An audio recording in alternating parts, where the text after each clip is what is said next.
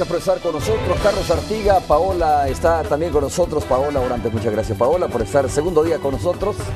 Carlos Artiga también, bienvenidos. ¿Cómo están? ¿Qué tal, Romeo? ¿Cómo estás? Un gusto, Paola. Qué gusto compartir contigo segundo día. Muchísimas gracias a todos ustedes. Buenos días a todos los que ya nos están sintonizando a través de sus hogares.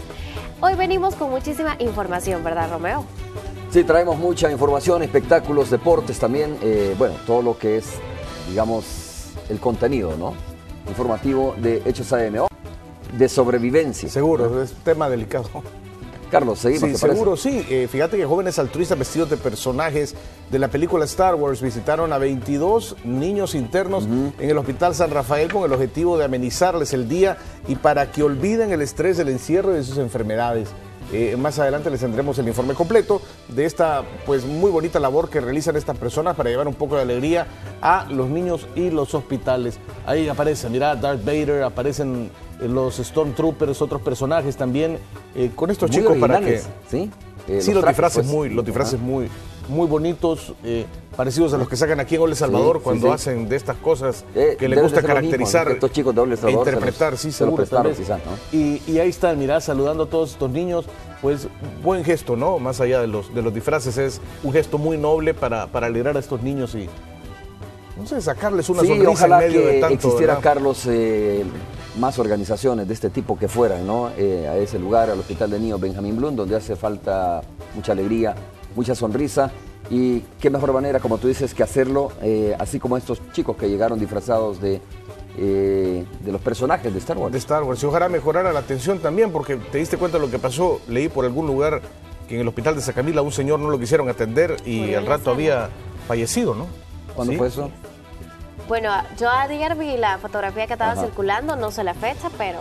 Sí, al parecer fue a los últimos días del 31 los últimos días del 2015. Carlos, entonces, uno de nuestros equipos estuvo en el lugar y nos trae el siguiente informe. Los hechos de violencia no se detienen. Anoche un grupo de mujeres se encontraban en esta pupusería y fueron atacadas a tiros por un supuesto pandillero, hiriendo de gravedad a una de ellas, quien fue trasladada de emergencia al Hospital Nacional Molina, donde falleció. El hecho se registró en la entrada del pasaje 37 de la colonia Prado de Venecia, en Soyapango. Lo cual, como eso de las 20 horas, manifiesta que venía una moto, se parqueó allí. Se bajó un sujeto ahí con vestimenta, camisa color blanca, pantalón negro, sin quitarse el casco, le disparó, hizo varios impactos ahí de bala, causándole la muerte a una de las hijas de la señora. La víctima fue identificada como Claudia Lisset Magaña, de 34 años. La policía desconoce el móvil de este hecho de violencia, pero dicen que la zona es asediada por grupos delictivos. Que es asediada por pandillas. Sí, pandilla NS. Se atribuye pandilla NS, todo lo que es principal, y al otro lado son magos. No se sabe, se desconoce el hecho ahí. Pero no se tiene conocimiento si era que venían siguiendo a un pandillero. No, se desconoce y el hecho. Siempre en el municipio de Soyapango, en la calle principal de la colonia Suyapa, una pareja de hermanos fueron atacados a tiros por dos hombres que se conducían a bordo de una motocicleta. Las víctimas del ataque son hijos de una sargento de la policía destacada en San Marcos. En esa motocicleta venían a comprar pupusas. Una vez bajándose de la motocicleta empezaron a caminar rumbo a la pupusería, que es el mismo lugar donde está la escena, la mancha de sangre. Cuando al parecer le venían dando ya seguimiento ahí. Cuando una vez ellos que se bajaron de la moto, los agarraron a balazo. Los lesionados fueron trasladados a un centro asistencial. En la escena la policía encontró varios casquillos de pistola 9 milímetros. Asimismo, realizó varios registros a motociclistas que pasaban por la zona. Sin embargo, en ninguno de los hechos se reportaron capturas. Este es un informe de Edgardo Portillo. Gracias, Edgardo, por la información. Un miembro de pandillas murió tras enfrentarse con miembros de la Policía Nacional Civil en el cantón Joya de Serén. Un patrullaje rutinario de la policía dio con varios sujetos que se encontraban reunidos al final de esta calle. Al ver la presencia policial, huyeron. Según la policía, el ahora fallecido, que se conducía en esta motocicleta, quien perdió el control de esta y se cayó. Al verse acorralado, agredió a los agentes con su arma de fuego y ahí inició el intercambio de disparos. perdiendo la vida a la entrada de este callejón. 7 sujetos de Marado, los cuales procedimos a verificar la situación. Este iba atrás en la moto, rebotó la moto, nos dio ventaja de que como se cayó de la moto, ya este es el último que venía y se dio vuelta y bueno, entonces cuando disparan, sí, son 38 que portaba él. Las autoridades dicen que Giovanni Alexander Aguilera Martínez, de 22 años, es uno de los principales que lidera la estructura que opera en la zona. Mire, y este pandillero muerto es cabecilla o nada más eso. No, solo dicen que es de uno de los, porque le dicen araña, supuestamente, no podría decirlo, pero tiene que ser fuerte. A poco he venido acá, ¿no? Supuestamente dicen que droga carga, estaba vendiendo toda esa colonia. El hecho se dio en la colonia El Progreso del cantón Joya de Serén, municipio de Opico, La Libertad. Y un agricultor fue atacado en la finca San Luis de Tepecoyo, La Libertad. Aún con vida fue trasladado al Hospital San Rafael de Santa Tecla y falleció. Este es un informe de Kerber Vázquez. Bueno, y esta guerra abierta que vivimos en El Salvador no respeta sexo, edad, profesiones u oficios. Una enfermera del Seguro Social fue asesinada en la urbanización Majucla de Cuscatancingo. Por el momento las autoridades desconocen el móvil del crimen, aunque no descartan que esté ligado al accionar delincuencial de la zona. Por la mañana de este 4 de enero se reportó una nueva escena de homicidio en la colonia Majucla, municipio de Cuscatancingo. En esta ocasión se trataba de una mujer de 46 años, identificada como Guadalupe del Carmen Abarca, quien fue ultimada con un arma de fuego en el interior de su vivienda, la número 2 del pasaje 14. Se llevaba bien, no tenía problemas, hasta donde nosotros sabemos, pero no tenía problemas con nada. Eran bien unidos en este pasaje. Ella era bien jovial, ella veía niños. Ese era su trabajo, ver niños, entonces tenía carisma para con los niños, los adultos. Este es el tercer caso de homicidio en apenas una semana en este lugar, ya que el pasado 28 de diciembre y 2 de enero un par de delincuentes fueron abatidos. Actualmente el ambiente en la colonia Majucla luce desolado, con los lugareños encerrados en sus casas, un vecindario con fuerte presencia de estructuras criminales que amedrentan a quienes viven en esta zona. La verdad es que hoy todas las zonas del Salvador son inseguras. Tendríamos que estar guardados en una cajita de cristal para que no nos pasara nada. Porque pues no nos podíamos imaginar que algo así le pasara a ella. Una inseguridad en todo el país, independientemente de donde viva la gente. Hasta el cierre de esta nota, las autoridades no habían confirmado los motivos ni quiénes son los responsables del crimen en contra de esta mujer profesional en el área de enfermería, que según sus familiares laboraba en el Instituto Salvadoreño del Seguro Social y además atendía niños que lo requerían en su residencia. Con imágenes de Enrique López, este es un reporte de Néstor Hernández. Otros 2 hombres fueron asesinados en Santa Ana, mientras que otro doble crimen se registró ayer en el municipio del Paisnal. Omar Antonio Vázquez y Eric Quilizapa, ambos con edades entre 17 y 19 años, fueron asesinados en el cantón Nancintepeque del caserío San Luis La Planta del departamento de Santa Ana. Esta última persona era pariente de un miembro de la PNC. Las víctimas trabajaban en sembrar hortalizas en una zona asediada por grupos criminales. Sí, es sobrino, uno de ellos es sobrino de un agente. Al parecer son siempre problemas de pandillas, los hechores son supuestos pandilleros que por venir a cultivar a una zona diferente a la que ellos viven, les dieron muerte. Otro doble homicidio se registró en el caserío El Tule, en el municipio del Paisnal, donde Miguel Ángel Dera Santos, de 33 años, y Elmer Enrique López, de 36, fueron atacados a balazos por presuntos pandilleros de la localidad. Los familiares dicen que no habían recibido ningún tipo de amenazas. Que yo sepa, no. Que haya tenido alguna amenaza. ¿Sabíamos que venían de trabajar ellos, de su jornada laboral? No sé. Supuestamente él estaba ahí tomando. Quizás allí pues pasó la tragedia. Estaban pues obviamente departiendo, ahí se pueden notar las envases de cerveza y pues al parecer aparecen unos sujetos que sin mediar palabras pues les disparan, ¿verdad? Ocasionándole la mayor parte de lesiones pues a nivel de la cabeza. Sí tienen tatuajes, pero no son alusivos a mara o pandillas, o sea, son tatuajes decorativos.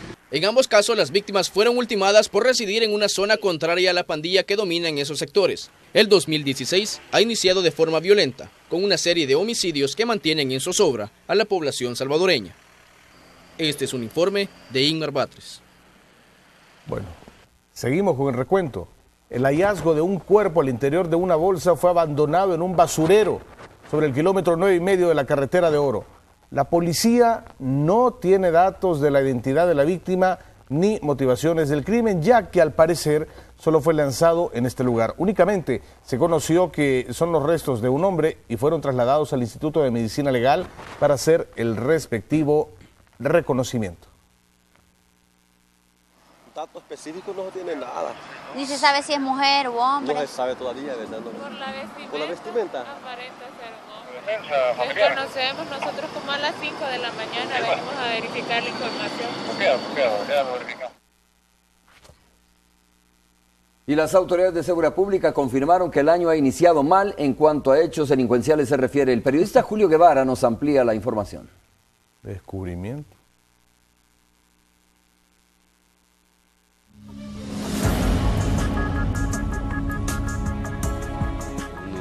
Sale de su casa, no sabe si va a regresar vivo o lo van a llevar muerto.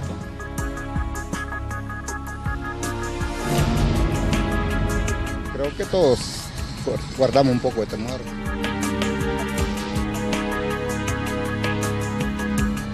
En todas partes está la delincuencia. El Salvador ha comenzado año marcado por la sombra de la muerte. Los homicidios una vez más acaparan titulares. Hasta el 3 de enero tuvimos 39 casos el día 1, 14 el día 2 y 19 ayer 3 de enero. Eso es lo que tenemos en el año. En 3 días la policía registra 72 muertes violentas, es decir, un promedio diario de 24. Esto significa que en el país una persona ha muerto producto de la delincuencia cada hora desde que el año inició. Estas cifras alarman.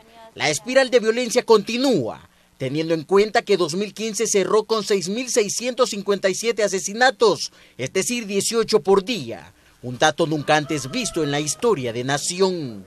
Lo que hay que trabajar es darle mayores capacidades a nuestro personal y sobre todo irnos con toda nuestra fuerza, con todos nuestros recursos, contra aquellos grupos que están cometiendo este tipo de ilícitos. La población no oculta su temor en las calles. Hasta salir de las casas representa peligro hoy en día, dicen los ciudadanos. Muy lamentable porque quisiéramos vivir en un país pues tranquilo, se supone que hay paz, pero eso es mentira. No se ve por ningún lado que vea que tenga un adelanto, nada. El tema está en la mira de analistas. Hombres y mujeres deberían de ya armarse para defenderse. Héctor Hernández Turcios dice que es tiempo que el gobierno declare un combate frontal contra los grupos delincuenciales y le proporcione alternativas de defensa a la población, porque cualquiera puede ser la próxima víctima. Fíjate que en Estados Unidos, ante el problema que hay de delincuencia, ya hay estados donde dan permiso de andar armado, visiblemente armado, o sea, que se te vea el arma, y aquí todavía estamos con problemas. Vea que ellos andan armados y la gente correcta, honesta o medio honesta pues, no puede andar armada. Ya se debería permitir eso. Debería de permitirse. No queda duda, los homicidios continúan generando pánico. En la lista de asesinatos recientes figura un soldado y la madre de un policía. Es que de acuerdo a declaraciones del director de la PNC, los grupos delincuenciales mantienen amenazados a miembros de seguridad pública y sus familiares.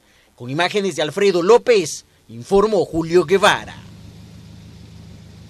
Gracias, Julio, por la información. Bueno, es el estado de Texas quien recientemente acaba de tomar la decisión. Fue el 1 de enero que tomó la decisión, es una situación distinta, ¿no? De que los ciudadanos pueden andar el arma, portar el arma, pero andarla visible además, ¿verdad? No en todos los lugares, pero es una nueva medida. Sí, pero eso tiene que ir acompañado también por una reforma en las leyes también. Exacto, no es la solución. Sí, porque aquí te defendés y vos vas preso y el otro sale a los 3 días. La comparación no vale, pues, ¿verdad? Entre lo que hace Texas, por ejemplo, y lo que podríamos hacer aquí. Aquí, si le das pistola, todos terminamos. Ojo por ojo, vamos a acabar ciegos todos. Raquel Herrera, ¿cómo está? Raquel se encuentra precisamente, ¿dónde se encuentra Raquel, me dijo? 49 Avenida Sur, vamos a ver. Raquel, ¿cómo está? Buenos días. Muy buenos días, Romeo. Efectivamente estamos entre la 49 Avenida Sur y 49 Avenida Norte y queremos hablar cómo está el tráfico a esta hora de la mañana. Déjame decirte que ya hay un poco de carga vehicular bajando el Hermano Lejano hacia el Boulevard de los Próceres y del Boulevard de los Próceres hacia el Boulevard de los Héroes y el Hermano Lejano. ¿Cómo está la carga vehicular bajando de El Salvador del Mundo en la avenida Roosevelt hacia el centro de San Salvador? Está un poco despejado a esta hora de la mañana. La carga vehicular principalmente se está concentrando sobre la 49 Avenida Sur, como ya lo mencionaba, bajando del Hermano Bienvenido a Casa hacia el Boulevard de los Próceres. Hacia el tráfico vehicular a esta hora de la mañana, Romeo, hay poca carga vehicular. Lo importante es que la población conozca cómo está la situación. A medida que avanzan las horas, la carga puede aumentar, así que si usted va a salir de su casa, tome las debidas precauciones. Gracias, Raquel, por su reporte. Muchas gracias por ilustrarnos cómo está el tráfico vehicular a esta hora de la mañana en ese sector, donde, como usted bien lo dice, ¿no? En la medida que avanza el tiempo, pues muy ilustrativo, ¿no? Muy ilustrativo el reporte de Raquel. Muchas gracias, porque en realidad el tráfico se ve que está fluyendo bastante a esta hora. Hacemos una pausa. Sí, vamos a la pausa. Otra pausa, regresamos. Y vos muy...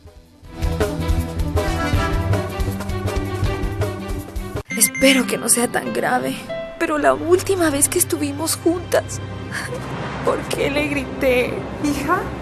¡Mamá! Pedir perdón es bueno para su corazón. Cuídelo tomando diariamente cardioaspirina. A partir de los 40 años, el riesgo de sufrir un infarto se duplica. Cardioaspirina es Bayer. ¡Muévete! Un ex oficial de las Fuerzas Especiales ve morir a su esposa en un robo. ¡Llamen una ambulancia!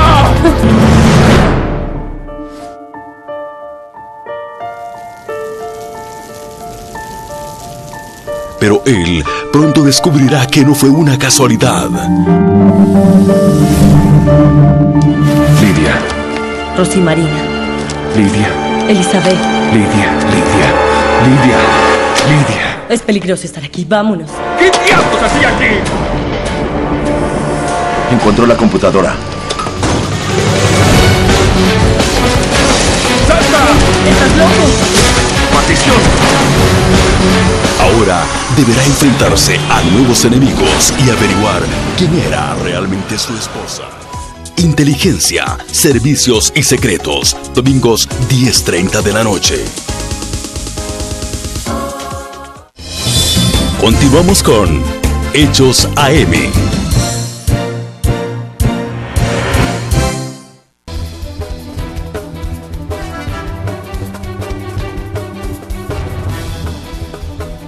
Hasta que las deportaciones y redadas de ilegales en los Estados Unidos, entre ellos salvadoreños, se estén ejecutando en ese país, diputados han comenzado a realizar o a reaccionar para analizar medidas a tomar. Entre ellas, oiga usted, evalúan un pronunciamiento de condena y formar parte de una comisión para viajar y platicar con autoridades de ese país. Las redadas de indocumentados en Estados Unidos están causando zozobra en la comunidad salvadoreña. A la fecha ya se contabilizan al menos 3 familias arrestadas. Al respecto, los diputados analizan emitir un pronunciamiento condenando este tipo de acciones del gobierno estadounidense. Porque estamos preocupados porque se garantice un respeto a los derechos humanos de nuestros compatriotas y a los centroamericanos, porque es una acción que va dirigida específicamente a los centroamericanos. Los legisladores también analizan que una comitiva viaje a Washington para reunirse con funcionarios de Estados Unidos, incrementar el presupuesto para abrir más consulados en Estados Unidos y reuniones con diputados de la región centroamericana para abordar el problema. El caos que se nos va a generar con todas estas deportaciones, el problema económico que viene a representar, porque desde ya estamos hablando de un refuerzo presupuestario para Cancillería. El gobierno salvadoreño también ha difundido información para los compatriotas en Estados Unidos, y esta es la siguiente. Los agentes de migración no pueden ingresar a la vivienda sin una orden de un juez. Si es detenido y no tiene documentación, llamar al consulado. Los agentes de migración deben respetarlo y darle trato digno. Y una red de consulados está dando asistencia al siguiente número telefónico: 678-557-0482. A los diputados también les preocupa la llegada de salvadoreños deportados al país. Recibir esta cantidad de deportados para el país representa una carga importante y debemos de atender esa emergencia también. Ellos mandan como 4.200 millones acá y nosotros tenemos que ver cómo también reforzamos presupuesto para que se les atienda bien. A diario, entre 300 a 500 personas parten de El Salvador sin papeles hacia Estados Unidos, principalmente para mejorar su situación económica. Sin embargo, en los últimos años huyen de la inseguridad. Con imágenes de Roberto Martínez, informó Raúl Hernández. Ayer la viceministra para los salvadoreños en el exterior, Liduvina Magarín, viajó a Texas, donde se reunirá con personal consular de los países del Triángulo Norte para coordinar acciones conjuntas para la población migrante, según informó la Cancillería salvadoreña. En un comunicado, el gobierno dice que están en permanente monitoreo y dando el debido seguimiento a las medidas de deportación de migrantes irregulares, entre los que podrían haber salvadoreños.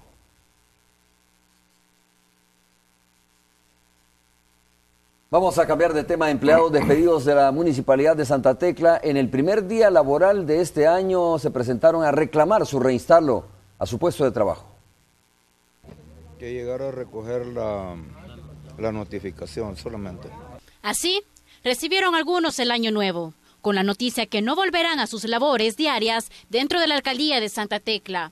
Un grupo de ex empleados se concentró fuera de la comuna para hacer una denuncia, pues dicen que 120 personas fueron despedidas solo el mes de diciembre. Aluciendo que han sido supresión de plazas, ¿verdad? Algunos casos, otros que por casos de jubilación, otros por casos de que ya se van a jubilar, donde no entendemos por qué todas esas plazas que han sido cesadas, ya hay gente ahí trabajando, ¿verdad? En nuestro puesto de trabajo. Para que una persona le sea privado un derecho, debe ser oído y vencido en juicio. En nuestro caso, nadie ha sido oído y vencido en juicio para que este señor nos esté despidiendo bajo la figura de la supresión. Uno de ellos es Antonio Escamilla, quien tenía más de 14 años de trabajar en el área de archivo. El 14 de diciembre recibió una notificación en la que se le comunicaba que ya no continuará desempeñando sus labores. Mi sorpresa fue que cuando yo quise sacar las cosas que yo tenía en mi escritorio, el señor que habían mandado pues bien prepotente, diciéndome que me apurara y que sacara luego mis cosas. Por las acciones tomadas por este sector, los representantes de la alcaldía se pronunciaron y aclararon que fueron 106 personas despedidas y no 120, como mencionaban los ex empleados. Una fase de evaluación que se ha hecho del personal que ha estado laborando dentro de la municipalidad. No son 120 tampoco, sino que es menos Y hay todavía duplicidad del número de personas en ciertas plazas. Incluso las plazas, efectivamente, ya hay alguien en cada uno de esos cargos, pero alguien que se ha movido internamente. En cuanto a la indemnización, autoridades edilicias dijeron que instalarán una mesa de diálogo para brindar información y no para reincorporarlos como los manifestantes piden. Los ex empleados también denunciaron que del mes de mayo a diciembre fueron más de 600 personas despedidas. Con imágenes de Denis Bolaños, este es un informe de Marcela Rivera. Bueno, y también ex empleados de aviación civil exigen ser reinstalados en sus puestos de trabajo. Dicen que fueron despedidos injustificadamente solo por tratar de formar el sindicato, pero las autoridades tienen otra versión de los hechos. Con fuerza, con lucha y resistencia. Con pancartas en mano, llegaron al lugar donde hace algunos días trabajaban. Son ex empleados de la Autoridad de Aviación Civil quienes aseguran fueron despedidos injustificadamente.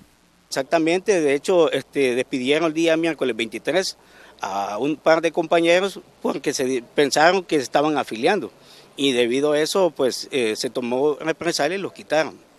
denuncian que al menos 25 personas, entre ellos 5 directivos, son los que han sido despedidos. Aseguran que el presidente de la institución está poniendo en riesgo la seguridad de la aviación, contratando personal menos calificado. Por el bien no solo personal, sino que del Estado, es de que esto ya no se siga con esta situación, porque están despidiendo especialistas.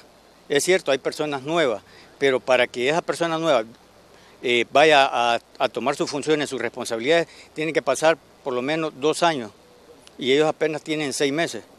El presidente de la Autoridad de Aviación Civil no tardó en negar las acusaciones, asegurando que se trata de una reestructuración de la institución que estuvo sin junta directiva desde el 2012 hasta 2014. Niega también que exista acoso laboral y que los despidos han sido injustificados. Habían reportes de algunos operadores, hay los expedientes también que por cosas éticas, no les puedo decir yo las razones específicas, pero sí pues que le hacían daño al país que ellos continuaran laborando para esta institución. Los ex empleados han acudido a Derechos Humanos para tratar de negociar su reinstalación. Y aunque el presidente de la institución asegura que no dará marcha atrás a los despidos, los afectados dicen llevarán el caso hasta los tribunales de ser necesario. Con imágenes de Adalberto Cruz, un informe de Raquel Herrera. Bueno, gracias Raquel Herrera por la información. Mire, ¿sabe qué? Quiero contarle que seguimos buscando información para poder explicarle qué significa la fórmula que ha surgido en el mundo de las noticias, que significa 12 más tu TV más 104.5 igual a próximamente. Le aseguramos que hemos consultado, Carlos y Paola, de verdad, hemos consultado. ¿Tú lo has consultado?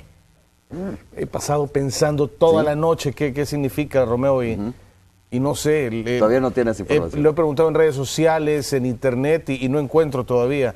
He buscado en libros antiguos, si hay alguna referencia histórica o algo. Les quedó de deber. ¿Quién dijo? ¿Célida o quién dijo? No bueno, sé. Les dejo de ver para que puedan investigar de qué se trata. Paola. Hemos hecho publicaciones en redes sociales preguntándoles a los televidentes si ellos tienen alguna idea y la verdad es que todos tienen bastantes ideas creativas, que si Radio Sonora va a hacer un programa en vivo en Canal 12, algo así, pero la verdad es que no sabemos absolutamente nada todavía. Okay. Lo bueno es que hay expectativas sobre esto. Pausa, regresamos.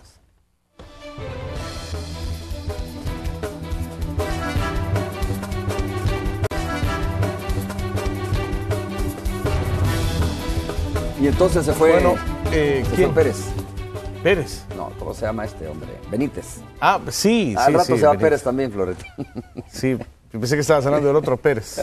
No, ese todavía está. Bueno, se fue para el hospital. Seguro. Mira, ya vinieron tus invitados, ya están aquí listos para pasar a la entrevista. La viceministra Merlin Barrera y el ministro de Economía, Tarsi Salomón. Sí, y es un buen momento del año, una buena época, como tú decías, para comenzar con estos temas, ¿no? Porque comienza el 2016, creo que es una oportunidad de hacer una proyección de lo que nos trae el año. Así como hacemos proyecciones de lo que puede traer también para la selección salvadoreña, porque no ha querido dejar pasar mucho tiempo el Primitivo Maradiaga y ha dicho desde el primer día hábil del año, que es el lunes 4 de enero, vamos a comenzar a trabajar y así lo ha hecho. Llegaron los jugadores muy temprano en la mañana de ayer al hotel de concentración y luego se trasladaron por la tarde a las instalaciones de la Federación Salvadoreña de Fútbol en la cancha número 1, donde han realizado la primera práctica. Eso sí, posteriormente, antes de esto, ofrecieron una conferencia de prensa en la cual pues pidieron disculpas a los jugadores, entre ellos Henry Romero, estuvo el Rusito Flores, el Cacho Larín, Xavi García, Milton Molina, estos jugadores en la mesa y respaldados evidentemente por el resto de jugadores, dando cumplimiento a una sanción impuesta por la FESFUT, que era disculparse públicamente por haber abandonado la concentración en aquella crisis de la huelga de la selecta, que todos hemos caído en la cuenta que fue una crisis mal manejada tanto por jugadores como por federativos. Ahora muchos se quedan esperando cuándo será la conferencia de prensa de los federativos para disculparse también por las cosas que no han hecho bien. Bueno, no sé si para renunciar, también algunos piden eso, pero al menos para disculparse también porque ellos tampoco manejaron bien. Ahora, te cuento algo muy curioso, Romeo. Hoy se ha convocado a una conferencia de prensa, esto será en la Federación Salvadoreña de Fútbol, ya te digo la hora, aquí está, es en el Twitter de la Federación, para este martes 5 de enero, a las 11 de la mañana. ¿Y sabes cuál es el tema? Es ratificar el contrato entre la Fast Food y la empresa Media World para los derechos de televisión exclusivos de los partidos correspondientes a las elecciones de fútbol de El Salvador. Ahí estarán miembros del comité ejecutivo y representantes de Media World. Bueno, a ver qué tan transparente es esta conferencia, ¿verdad? Porque sabemos que ambas instituciones han sido cuestionadas, señaladas a nivel internacional y lejos de decir, no ha terminado. Y lejos de decir vamos a romper contrato, están ratificándolo. Lo menos que uno podría esperar, Romeo, es que te muestren, aquí está por qué aceptamos contratar con Media World, porque la empresa A, la empresa B y la empresa C no llenó la expectativa y Media World presentó la mejor oferta y consta de tanto y la empresa A ofertó tanto y esta.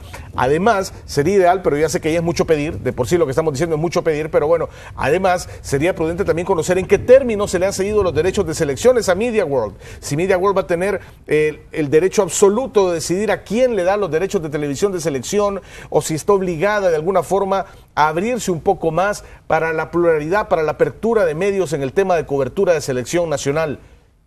Es muy difícil que esto suceda, pero bueno, es algo que se va a informar hoy en conferencia de prensa de la Federación. Lo estaremos platicando mañana, creo que será tema del día seguramente, Romeo. Bueno, vamos a esperar que pase en esa conferencia de prensa. La verdad es que aquí pueden hacer cualquier cosa, ¿no? Y aquí difícilmente va a haber una investigación profunda sobre lo que pueda estar pasando en la Federación Salvadoreña de Fútbol. Será Estados Unidos. Ya está claro que es Estados Unidos el que viene empujando esa investigación y serán ellos los que digan a quién le ponen las heladas, como dicen. Heladas, ya las pusieron. Sí, pero faltan, creo yo, algunos. ¿A quién le ponen las heladas? ¿A quién se llevan? Etcétera. Está pero todavía en el aire aquel tema del co-conspirador 18, el 20 y el 22, ¿verdad? Que ya se tiene alguna idea. Bueno. Gracias, Carlos. Como lo anunciamos muy temprano, vamos a hablar de economía y de algunos aspectos importantes como el tema de los subsidios. Los titulares de la cartera de Economía están con nosotros. El ministro Tarsi Salomón López, ministro de Economía, y Merlin Barrera, viceministra de Comercio e Industria. Así que, ministro, bienvenido, muchas gracias. Mucho gusto estar contigo con nosotros. Y con los televidentes empezando el año. ¿Cómo está? ¿Todo bien? Empezándolo bien contigo. Empezando bien, ¿verdad? Merlin, muchas gracias también, viceministra, por estar con nosotros. Romeo, buenos días, gracias por la invitación y muy contentos de estar aquí en su programa. Vamos a hablar de varios temas. Mire, el tema de la inseguridad sin duda es un tema que ahí está en la agenda, es un tema que lo abordamos muy seguido y por eso quisimos abrir ahora el espacio para hablar con los titulares de economía. Sabemos que hay una situación también complicada en los Estados Unidos en este momento para los inmigrantes. No es así tan a la ligera que hay que agarrar ese tema. Algunos dicen, mire, al gobierno le preocupa que los inmigrantes sean deportados porque van a bajar las remesas. Pues sí, sí es cierto. ¿Y quién niega que no sea cierto eso? Claro. ¿No? Pero además le preocupa por su situación, digamos, de violación a los derechos humanos o los derechos de los inmigrantes, pero también el tema de las remesas. Y no le debe preocupar solo al gobierno, sino le debe preocupar a todos los salvadoreños. En la medida que bajen las remesas, hoy por hoy, pues no nos afecta solo a los de una clase, ¿no? Sino a todos los que estamos aquí en el país todavía. Claro. Ministro, a ver, comencemos con un tema, el tema de los subsidios. Ayer conocimos un poco sobre este tema. Bueno, recibí varias llamadas ayer y algunas personas que me estaban escribiendo en Twitter, alarmados, sobre el tema de que no habían podido hacer efectivo el subsidio al gas, por ejemplo, ¿no? Sí. Y algunos dicen, ¿será que ya no me lo van a dar? ¿Será que ya no voy a ser sujeto del subsidio al gas? ¿Será que se va a ir focalizando más este subsidio? Hablemos sobre el gas, principalmente claro, el gas licuado, y luego hablamos sobre el subsidio o los subsidios en términos generales, cómo va a ser manejado durante el año 2016. Claro. Mira, primeramente quiero darle la seguridad a las personas que tienen su derecho al subsidio, que eso no se les va a quitar, al contrario, estamos expandiendo, focalizándonos en la parte rural, que es a donde está como el 34% de los beneficiados, y es a donde creo yo que es la gente que más lo necesita. Lo que sí ha pasado es, desde que entramos a la gestión, hemos estado tratando de manejar muy responsablemente y transparentemente la partida del subsidio al gas, imponiendo multas tanto a las gaseras como también, que antes no se hacía, a los puntos de venta, las tiendas, para el peso exacto. Nos topamos que casi el 100% de los que recibían el subsidio lo ocupaban durante el mes. Ahora están alrededor del 70%. Eso lo que te indica es que ese 30% que no lo está ocupando durante el mes, el tambo de 25 libras pesa 25 libras y le está durando más del mes. Sí. Y ese es un ahorro para el Estado. Tanto es el ahorro que entre los precios bajos que se hubieron en los hidrocarburos, más todas estas medidas, y ya te voy a explicar qué fue lo que pasó y por qué se llenaron los enades, y es para controlar. Hemos alcanzado el año pasado un ahorro de 45 millones de dólares, los cuales se trasladaron al Ministerio de Hacienda para ser ocupados en salud, seguridad y otras carteras que ya lo estaban pidiendo. Se ahorro por los subsidios, lógicamente. Por subsidios, o sea, tú tenías presupuestado 100 tantos millones y terminamos como en 60 o algo por el estilo. Okay. ¿Y eso significa porque menos gente recibió subsidio o por qué? No, porque como te dije, más gente lo está ocupando menos porque los tambos están pesando las libras que dice. ¿Ahí estaba la trampa? ¿Había trampa? Había mucho trasiego entre los puntos de venta, en la distribución, había muchas fugas, ¿verdad? Una de las fugas también que estábamos teniendo era que se habían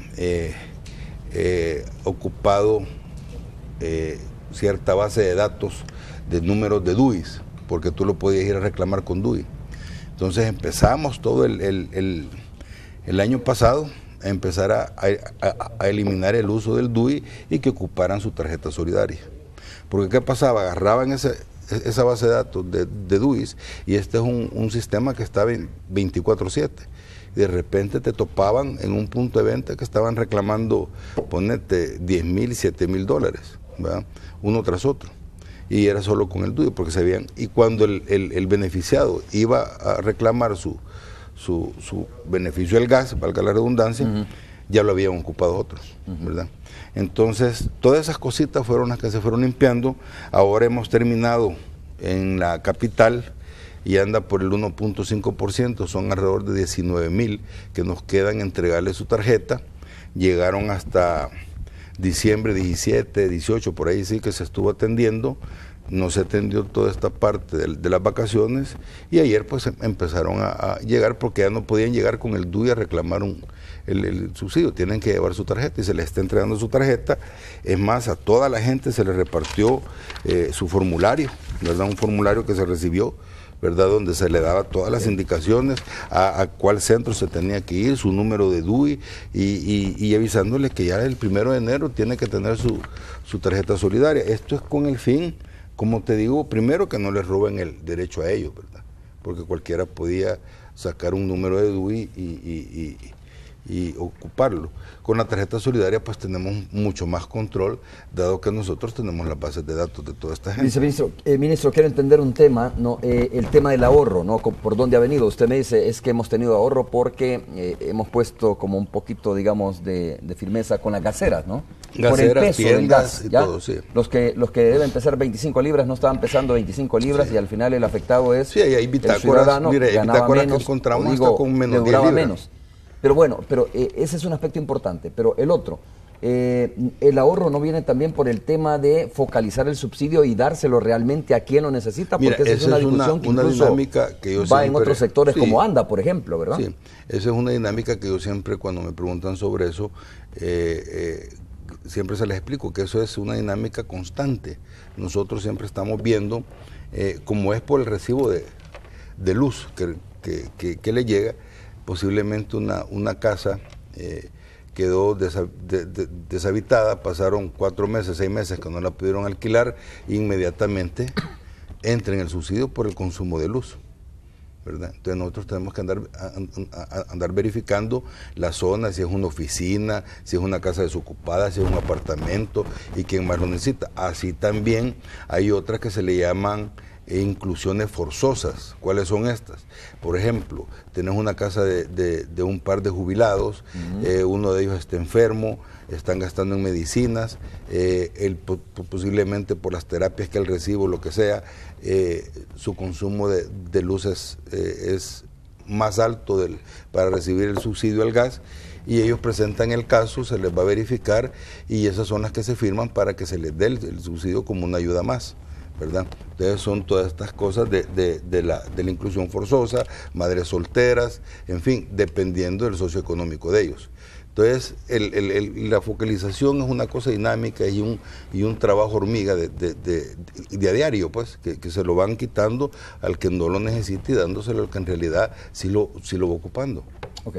¿Y por qué se llenaron, antes de darle la palabra a la viceministra, los establecimientos entonces? Por eso que te digo, porque como estamos pasando del DUI a la tarjeta solidaria, ¿verdad? Y del 17 que entramos en vacaciones, ya no se atendieron, entonces toda la gente, como todos dejan para último, ¿no? Como te dije, todos se les presentó su notificación que fueran a reclamar su tarjeta, y ahorita que necesitan el gas, bueno, le están pidiendo la tarjeta y la están reclamando y se están atendiendo. Como te digo, son menos del 2%, pues nosotros tenemos en la base más de 1.200.000 y los que se han quedado son alrededor de 19.000, ¿verdad? Y que se les van a atender en esta semana. ¿Se continúa depurando entonces esta cifra? Pasando, como te digo, del DUI a la tarjeta solidaria. Bueno, pero ese es un trámite, y ahí se da una especie de depuración. No, o sea, no, porque, o sea, solo es pasar, ahí no estás depurando nada, ahí lo que estás haciendo es formalizando el subsidio, que ya va a ser con la tarjeta solidaria. Por eso preguntaba, ministro, ¿cómo se continúa depurando? Usted dice que es un proceso constante. Sí, pero eso es una unidad en Senade que siempre anda viendo y verificando las direcciones, verificando quién lo necesita, verificando las solicitudes de inclusión forzosa que la gente expone su caso, los van a visitar, miren si están enfermos y todo, que si son ancianos, madres solteras o algo por el estilo, y eso ¿Es normal que algunas personas queden fuera y otros entren? Sí, pero eso se está analizando, como te digo, constantemente. Mediante la inspección, como se dice, supongo. Y hay está el call center y todo, pues el 25 65 55 55. Tú vas ahí, pones tu caso y es un aparataje, pues una estructura de personas que están viendo solo eso. Que la preocupación es precisamente lo que dice el ministro, ¿no? De aquellas personas que de momento dicen, bueno, qué bueno que me estoy beneficiando con el subsidio, pero ¿me lo pueden quitar? Esa es la gran duda que queda, ¿no? Sí. ¿Me lo pueden quitar? Fíjese que en realidad, Romeo, para conocimiento de la población, el 70% de los hogares salvadoreños, de acuerdo a las estadísticas de la encuesta de hogares de propósitos múltiples, está recibiendo el subsidio.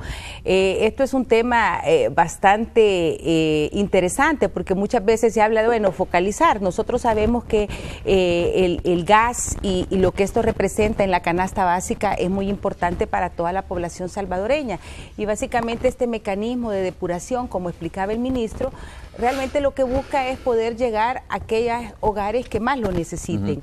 Hay procesos de movilización natural que se dan entre los hogares, que dejan una casa, que se cambian de lugar, que casas se desocupan, y obviamente todo el equipo que muy bien señala el ministro López, realmente está continuamente haciendo inspecciones en los hogares salvadoreños a efecto de poder garantizar que la mayoría de la población que está recibiendo el subsidio sea aquella que más lo necesite.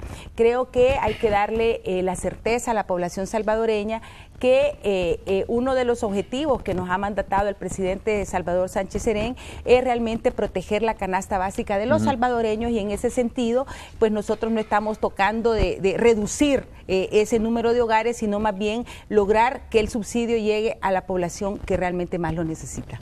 Supongo que esto es todo, digamos, voy a utilizar el término, un ejército de personas verificando eso, ¿no? Porque hay algunos que me imagino que desde hace rato están haciendo trampa en esto, ¿sí? Cobrando subsidio, digo, cuando en realidad no lo necesitan. Por eso el tema de la verificación. Han habido casos, sí, han habido casos. Yo te digo, el año pasado me tocó a mí enviar cartas a la Asamblea Legislativa porque teníamos a un diputado que estaban cobrando subsidio. Me reservo los nombres, ¿no? Donde les pedí que voluntariamente, pues ellos salieran, porque, pues. A ver, voluntario hubiese sido sin que usted les dijera, ¿no? Después de la regañada, probablemente, ¿no? Llamada de atención. ¿Y hay ministros también que han recibido subsidio? No, hasta ahorita. ¿O viceministros? No, hasta ahorita pues verifiqué toda esa base y afortunadamente no, ¿verdad? Porque sí se ha estado haciendo mucha conciencia en eso, ¿no? Que es una ayuda y que se debe dar al que se necesita, ¿verdad? O sea, es un gobierno solidario con las personas, y la solidaridad empieza por tener una ética, ¿no? Qué bueno. Viceministra, esto me permite hablar en términos generales de los subsidios, ¿no? En materia económica, ¿hacia dónde va este gobierno en materia de subsidios? En en los distintos sectores que hoy están siendo beneficiados? Mire, yo creo que aquí hay que entender que mientras exista un 30% de la población que vive en pobreza, de acuerdo a la encuesta de hogares de propósitos múltiples, la política de beneficio social del presidente Sánchez Serén es tratar de beneficiar siempre a esta población que es más vulnerable. Creo que el costo que representa la parte de agua, el mismo subsidio al gas, la energía eléctrica, siguen siendo importantes para muchos hogares salvadoreños. Creo que el reto es lograr que la mayor cantidad de la población, y esto es parte de los objetivos de desarrollo sostenible al año 2030, realmente se reduzca a cero la extrema pobreza que hoy ronda el 7% de los hogares salvadoreños. En la medida que ese objetivo lo logremos, creo que la política de subsidio deberá ir desapareciendo. Pero hoy por hoy, mientras existan hogares que todavía están en condiciones vulnerables, todavía el Estado debe de estar apoyando a estos hogares. Y en ese sentido creo que hay un esfuerzo grande, como muy bien dice el ministro, de depurar todas las bases de datos de los subsidios, pero ciertamente tratar de focalizar en aquellos que más lo estén necesitando. Es difícil tener una proyección como para decir, mire, una familia en 5, 10 años va a salir de una situación de pobreza y ya no va a necesitar del subsidio o de estos subsidios. Mire, de hecho, creo que hay que considerar una serie de factores y hay que tener presente, ya en la última reunión de las Naciones Unidas, nuestro presidente se ha comprometido ante el resto de naciones del mundo de que la pobreza extrema se va a reducir a cero, es decir, no va a haber gente pobre en extrema pobreza al año 2030. Creo que los países debemos de enfrentar esto con mucha responsabilidad y trabajar en todo lo que tiene que ver no solo con el crecimiento económico, que es un tema, digamos, que nos incumbe directamente a nuestra cartera, sino también que la política social equilibre aquellas necesidades que hoy por hoy muchos hogares están requiriendo. Creo que en la medida que logremos lograr el círculo virtuoso de que el crecimiento económico se traduzca en equidad para la población, en esa medida vamos a lograr que estos objetivos, que más allá de un compromiso de Estado, es una obligación moral de cualquier gobierno en cualquier país del mundo. A ver, viceministra o ministro, ¿tienen ustedes la información de cómo ha venido evolucionando este tema de los subsidios? No, me refiero a la cantidad de personas en términos generales que están recibiendo subsidio. Yo no sé si es bueno decir, mire, más personas reciben subsidio, o es mejor decir, menos personas en El Salvador están recibiendo subsidio. Porque en la medida que haya menos personas recibiendo subsidio, significa de que estamos saliendo de este término de extrema pobreza, ¿no? Pero hoy por hoy, ¿son más o son menos los que reciben subsidio en este gobierno? Lo que te puedo decir es que, por ejemplo, solo en lo que va desde el año 2011, ¿verdad? Se han hecho ahorros de alrededor de 355 millones en subsidio al gas, solo en este, ¿verdad? Que ya explica usted la razón. Sí, cuando tú me dices, mira, ¿cuánta gente menos, cuánta gente? Tú tienes que entender la naturaleza de nuestra población, y si bien es cierto, y esto quiero dejarlo bien claro, es muy importante un crecimiento económico, más importante son los niveles de la pobreza, más en un país como el nuestro, que hemos venido de una guerra social. Y ahí es donde yo te quisiera mostrar cómo está Centroamérica. O sea, nosotros hablamos mucho de Guatemala y Honduras, sus crecimientos del 4 o 5, pero tenés pobrezas que andan en el 59% o sobrepasan el 60%. ¿Qué países son? Guatemala y Honduras. Aquí en El Salvador estamos como en el 30-32%.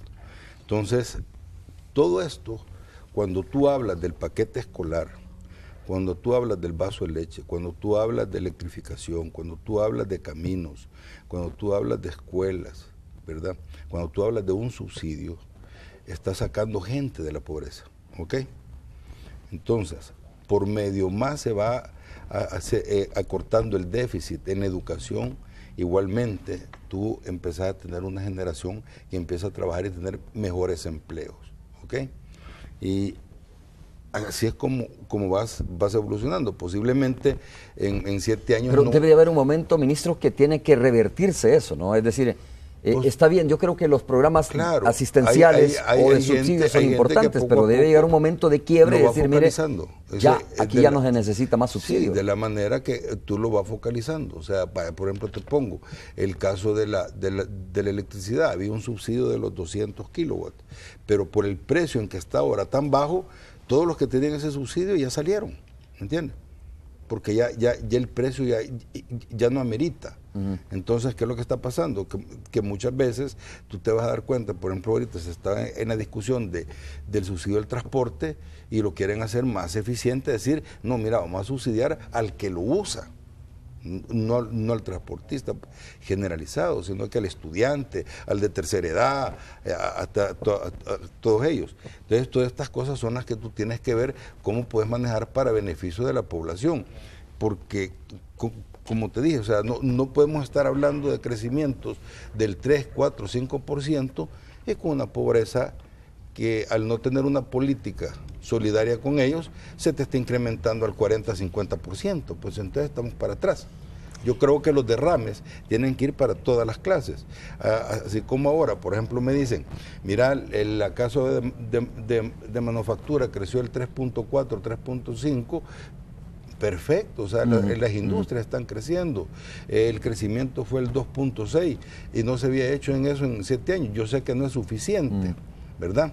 Pero yo creo que siempre son las necesidades. Yo te digo, en una de las visiones que yo como personalmente tengo y lo comparte mucho el gobierno, por ejemplo, sería que las escuelas sean de tiempo pleno, mañana y tarde, y que el estudiante tenga desayuno y almuerzo. Entonces son de las cosas que tú tienes que invertir, los crecimientos, porque si no, de nada no salimos. Pues. Okay. Quiero preguntarle a la viceministra, este punto, hay dos situaciones que son distintas. Una es los programas de asistencia, como los programas, por ejemplo, del paquete escolar, uniformes, etcétera, ¿no? O los paquetes alimenticios. Y otra cosa son los subsidios. No sé si esto se puede calificar como subsidio, pero creo que el reto, y ahí pregunto, ¿no? ¿Qué se está haciendo? El reto es, ayer hablaba precisamente sobre este tema, sobre cuál es el modelo económico que se está creando, ¿verdad? Para darle sustento a todo esto y al final ir sacando más gente del tema de los subsidios. Y esto se llama crear condiciones y capacidades para la gente. Claro. Sí. Porque no siempre la gente va a estar dependiendo o debe estar dependiendo de un subsidio o de un programa de asistencia, ¿no? Al final, esto lo que cambia es un buen empleo. Sí. Esto lo que cambia es coyunturalmente algunas cosas, pero a futuro esta gente debe tener condiciones y capacidades para poder valerse por ellos mismos. Si quiere, viceministra, yo sé que tiene mucho que decir sobre este tema. Vamos a hacer la pausa y regresamos para hablar de esto.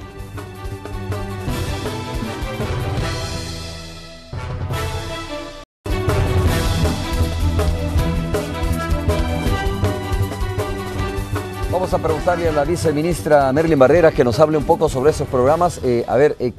¿Qué es el sustento? ¿Qué es lo que este gobierno está construyendo? ¿Qué plataforma, qué base, qué modelo económico, como quieran llamarle ustedes, están construyendo para que esta gente que hoy es sujeto, ¿no?, de programas de asistencia, de subsidio, pues finalmente pueda tener otras condiciones y sea capaz ya de salir de esa situación?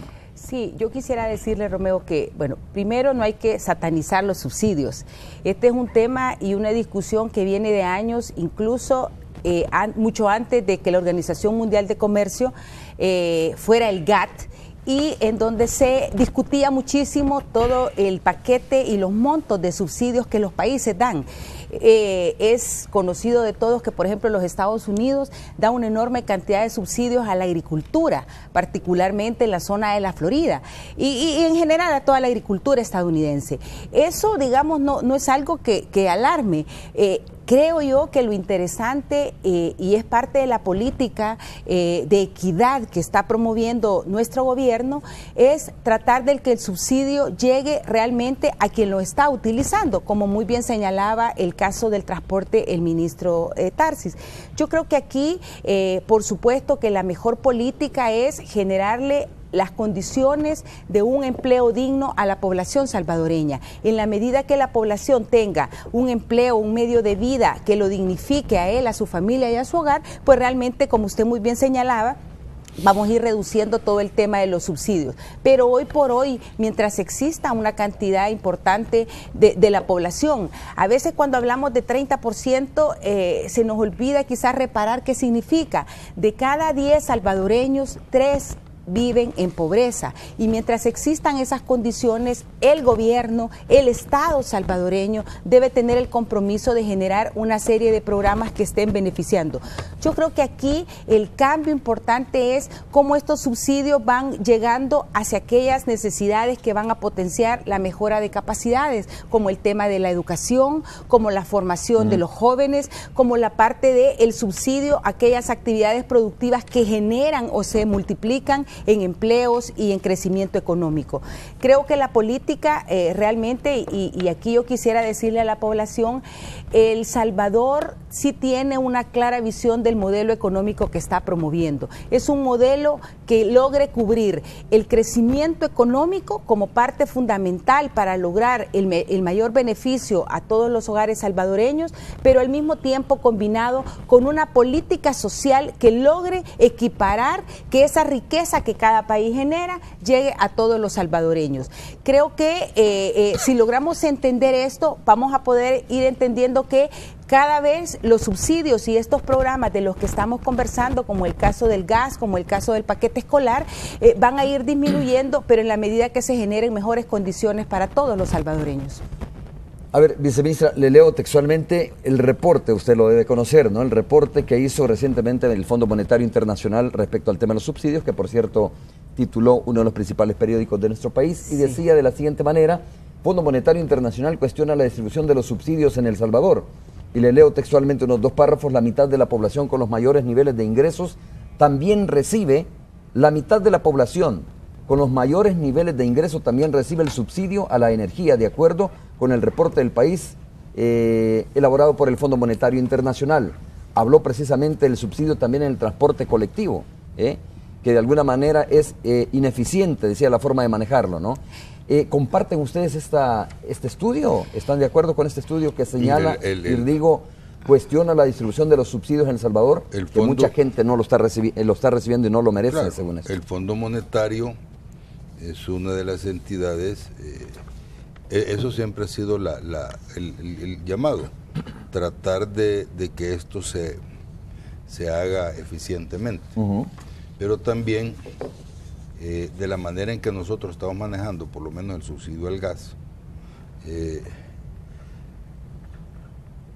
han traído gente de Ecuador y otros países para que sirva de muestra, pues, o de ejemplo de mejores prácticas para emplearlo allá.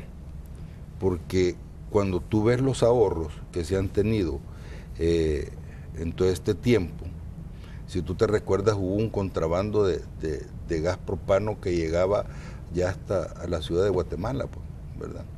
Y todo eso son si lo tomamos desde ese entonces, alrededor de 600, 700 millones. Claro, el fondo lo que te está diciendo es, usted tiene que seguir haciéndolo más eficiente. Es como lo que yo creo te acabo de decir con el DUI, ¿verdad? Hoy por hoy ya nadie puede reclamar un beneficio del subsidio al gas con DUI, se quitó. Cuando yo llegué a mi gestión, tú lo podías usar con el DUI o con tu tarjeta.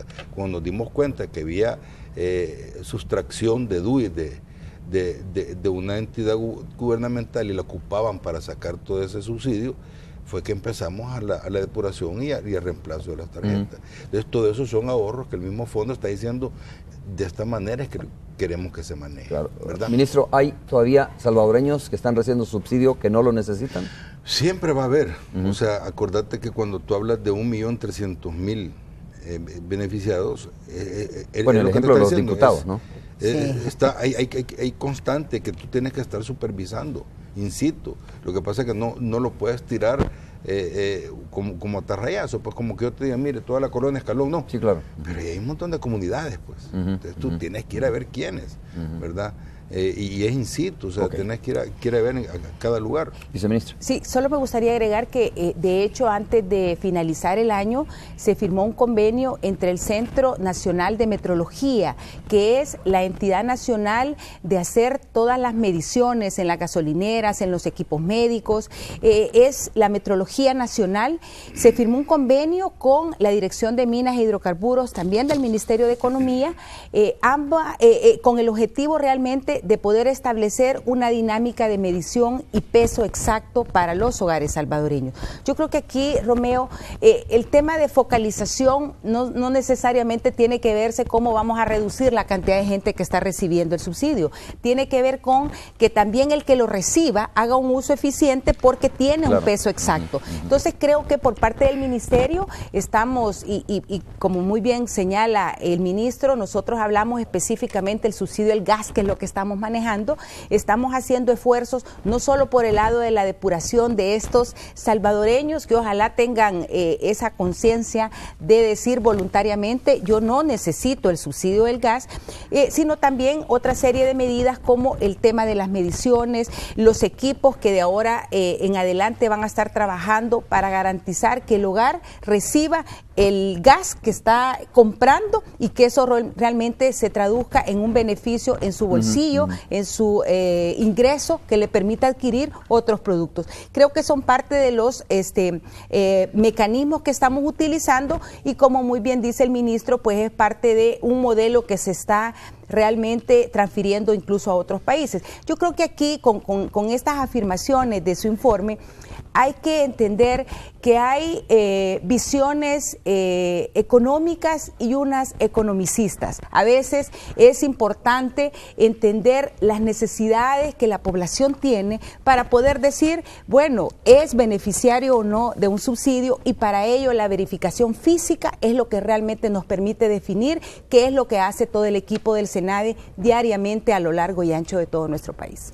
Claro, no sé cuáles son los datos o de dónde el Fondo Monetario Internacional recoge estos datos, ¿no? Pero ¿le parece a usted que es una visión economicista esta?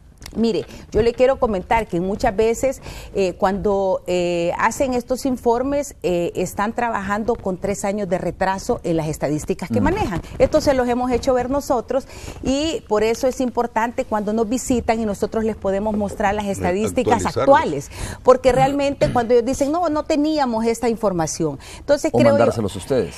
Sí, yo creo que a veces cuando se hacen algunas valoraciones no se tiene toda la información actualizada.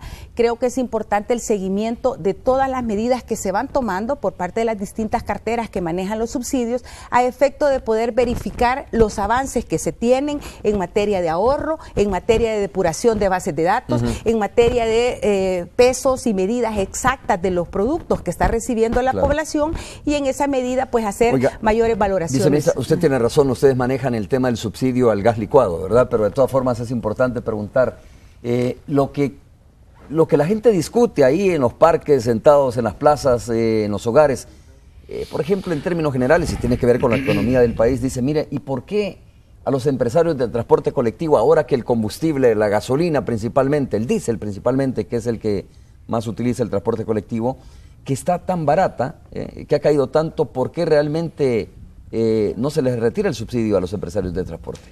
Mire, yo creo que hay que entender que la dinámica a veces económica no debe evaluarse sobre un punto estático, es decir, uno mira las tendencias. Por supuesto que si la tendencia de la baja de los combustibles fuera de manera permanente, creo que el gobierno debe analizar la posibilidad de retirar parte de ese subsidio, pero hoy por hoy no podemos, y sobre todo con productos como los commodities, como los combustibles que tienen una variabilidad, que hoy están muy bajos, que es bueno para la población, pero que el día de mañana también puedan subir. Hay que entender que estas medidas muchas veces llevan reformas de ley, que no podemos tomar a la ligera, sino que tenemos que hacerlo sobre la base de las tendencias.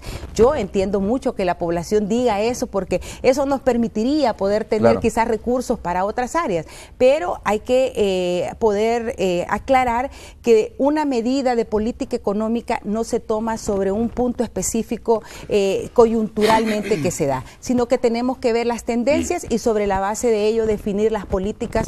Pero podría haber, por ejemplo, decir, mire, cuando el galón del combustible baje hasta cierta cantidad, automáticamente deja de recibir subsidio, y si vuelve a subir exactamente, vuelve a recibir el subsidio. Mire, mecanismos de ese tipo, digo. Yo creo que el gobierno está abierto y es parte de la modernización de la política y de la administración pública que debemos de tener, pero también hay que tener claro que no son medidas que hoy se toman y mañana se pueden implementar, sino que llevan, como decía, muchas de ellas reformas de ley que hay que ir a hacer el lobby correspondiente en la Asamblea y que no dependen estrictamente del Ejecutivo. Ok, preguntas sencillas, ¿no? De esas que discute la gente, como le decía. A ver, a propósito del tema de los combustibles, el costo de los combustibles, la baja que hemos tenido afortunada, ¿no? Que esto amortigua la situación económica del país. Lo siguiente tiene que ver, viceministra, con el comercio y la industria. El comercio, cuando el combustible baja, el comercio sigue igual, el costo sigue igual, ¿no? ¿Por qué no se traslada también?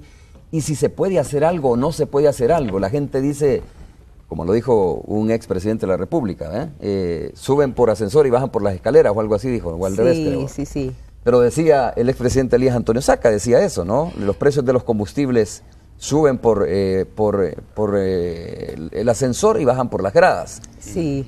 ¿Y por qué esa situación de bonancibilidad, si usted quiere, de buenos precios internacionales de los combustibles, no se traslada en los costos de la canasta básica diaria en nuestro país? Mire, yo creo que esa es una pregunta y para llevar a una discusión académica de larga data. La verdad que la misma teoría económica le dice que los precios son muy rápidos para subir, pero son rígidos a la baja. Eso es parte de la teoría económica en el mundo. Y parte del libre mercado. Y quien defina, claro, y quien encuentre la solución de eso habrá definido una nueva teoría económica, porque no es tan fácil. No se puede hacer nada respecto a ese tema. Claro que se puede hacer en economías en donde existe regulación de precios, pero el modelo económico de nuestro país habla de ese libre mercado que permite realmente que a través de la oferta y demanda se defina un precio. Entonces, no podemos nosotros decir, sí, hay que establecer precios fijos solo cuando nos convenga y no, queremos otro modelo cuando realmente los precios están a la baja. Creo que hay que entender que parte de la dinámica del libre mercado, de esa oferta y demanda, consiste en poder entender que para bajar los precios lo que necesitamos es crear más oferta. Y ese es el trabajo que estamos haciendo desde el Ministerio de Economía, fortalecer la productividad del sector industrial, fortalecer las capacidades para que se cree más producto y en esa medida, en la medida que haya más producto, poder hacer disminuciones de precio que de acuerdo a nuestro modelo económico puedan reducir o puedan sensibilizarse y visibilizarse a la población. Estamos en manos de eso, de la libre oferta y la demanda. Siempre. Así o sea, es. el libre mercado siempre lo tenés. Y en un mercado de libre oferta y demanda no se pueden regular algunas cosas. Algunas cosas sí están reguladas. Por ejemplo, los medicamentos llegaron a tener una ley y se regularon por los abusos que se estaban dando, ¿no? Entonces, tú tienes hasta cierto punto, por ejemplo, el costo de la energía. La CIGET te tira un pliego tarifario, también lo puede regular. Pero sí, la gran cantidad no está hecho. Sí está el ministerio focalizado, como bien dice la viceministra, en crear más oferta y demanda. ¿Cómo lo hacemos? Con las políticas sectoriales que estamos teniendo para la reindustrialización para todos los sectores. Solamente para cerrar el diciembre se repartieron casi $1 millón en fondos no reembolsables a mucha pequeña y mediana empresa, ¿no? Precisamente para diversificar su planta productora, salir a exportar, crear nuevas empresas. Se han hecho mucho esfuerzo con la parte de innovación para crear nuevas empresas. Estamos hablando que se ha repartido alrededor de más de 5 millones solo en fondos no reembolsables de un fondo que antes llegaba escasamente a 1 millón. Y esos son para creaciones de nuevas empresas y para empuje de otras empresas para que salgan de nuestro mercado nacional. ¿Y se prioriza qué tipo de empresas? Aquellas empresas que pueden ser competitivas, que pueden generar competencia en el mercado. Lleva un estudio de a quién se le va a dar. Y es bien interesante porque esta es una colaboración público-privada, porque los jurados que determinan a quiénes van a calificar son jurados del sector privado. miembros de juntas directivas de empresas, que con su experiencia, su vasta experiencia, empiezan a ver y miran cuál es viable, ¿no? Y se va por resultados de empleo, resultados de venta, resultados de inversión.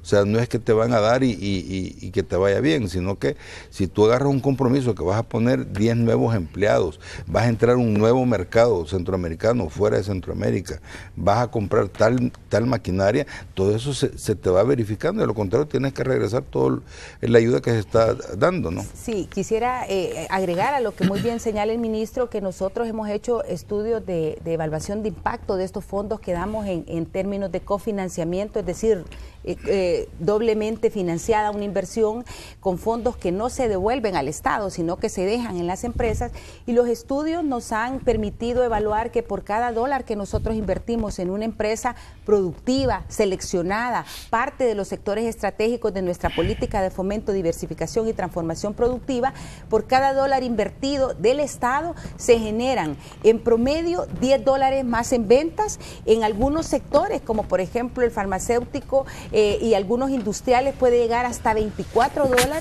Se generan 2 empleos por cada dólar que estamos invirtiendo, y al mismo tiempo también se está generando 1.7 dólares por cada dólar nuestro en impuestos que también se devuelven al Estado. Entonces, esta es la dinámica que realmente va a permitir que la discusión de si seguimos o no dando subsidios a futuro pueda evaluarse, porque lo que tenemos que hacer, y yo creo que muchos lo dicen y nosotros también lo compartimos, la solución de los grandes problemas de El Salvador es generar mayor dinamismo de nuestro sector productivo, más empleo, más medidas como y mecanismos e instrumentos como los que estamos impulsando desde el Ministerio, para que se puedan generar más oportunidades y de esta manera poder generar esas mejores y para hablar condiciones. con datos concretos antes de ir a la pausa comercial, a ver, ¿usted puede darnos información sobre cuántas empresas se han creado bajo esa dinámica y esa figura y decir, mire, hemos generado, hemos acompañado tantas empresas y estas empresas han generado tantos empleos?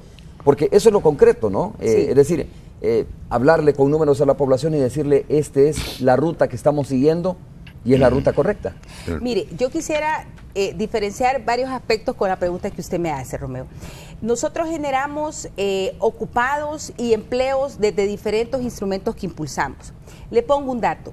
En lo que estamos trabajando con la CONAMIPE, el presidente de la CONAMIPE es el ministro de Economía y su servidor en funciones, conjuntamente con todo el equipo de los 28 centros de atención desde la CONAMIPE, se han generado cerca de 6.300 MIPYMES ocupados, es decir, gente que se autoemplea, que está creando nuevos empleos, que no se contabilizan en el Seguro Social, pero que forma parte del empleo que la población está demandando. Nosotros, a través del FONDEPRO, del Fondo de Desarrollo Productivo, que es un instrumento que va orientado a empresas ya establecidas, hemos apoyado 262 iniciativas, hemos colocado $5.1 millones en este último año y hemos generado más de 300 empleos, nuevos empleos en la industria. Hemos impulsado a través de todo el tema de emprendimiento, que también es otra de las grandes demandas, sobre todo para la juventud que no tiene experiencia, que requiere oportunidades. Hemos impulsado y solo el año pasado entregamos $1.5 millones de capital semilla para toda la industria audiovisual, de videojuegos, de animaciones digitales, que donde básicamente la población es joven, y hemos generado 230 nuevos empleos. Yo quiero comentarle, Romeo, que parte de los requerimientos que estamos solicitando desde el Ministerio es que para ser beneficiario de estos recursos, las empresas o los emprendedores, si no están formalizados, se formalicen, porque lo que necesitamos es ampliar la base de empresas que están no solo contribuyendo al Estado, sino generando empleo formal y digno. Yo creo que con estas medidas, ¿verdad? Estos son parte de los resultados solo en materia de empleo, al margen de los más de 6.000, casi 7.000 empleos nuevos que se generaron desde la industria por el lado de las políticas sectoriales que estamos impulsando. Cuando sumamos los ocupados MIPYMES, los nuevos emprendedores que están creando empresas, los nuevos empleos que generan estos emprendedores y estos nuevos empleos que también se están generando en la industria por parte del registro que mantiene el Seguro Social, nosotros podemos ver que estamos en la ruta correcta. Creo que la gran pregunta es cómo multiplicamos más estos empleos y eso es parte del trabajo que estamos nosotros impulsando desde el Ministerio y que vamos a ir consolidando en los próximos años. Vamos a hacer la pausa, regresamos en breve. Cuando regresemos hablamos un poco sobre qué se viene en 2016, ¿no? Parte de esto, reforzar este programa, como dice la viceministra, pero quiero preguntarle al ministro también cuáles son, ministro, los esfuerzos que se van a continuar desarrollando. Vamos a tener un poco de tiempo para hablar sobre eso. Okay, perfecto.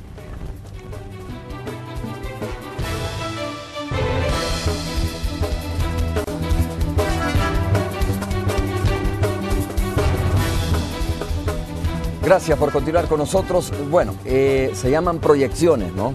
Cuando habla de crecimiento económico, mire, la proyección de crecimiento económico para algunos sectores este año no iba a pasar del 2%, al final fue del 2.6% según el Banco Central de Reserva, sí. Y la proyección para el próximo año es estar más o menos al 3%. Ministro, sí. Entiendo, ¿no? Que es más o menos la proyección. Pueden haber factores externos e internos que puedan variar esta proyección para crecer más o decrecer o crecer menos.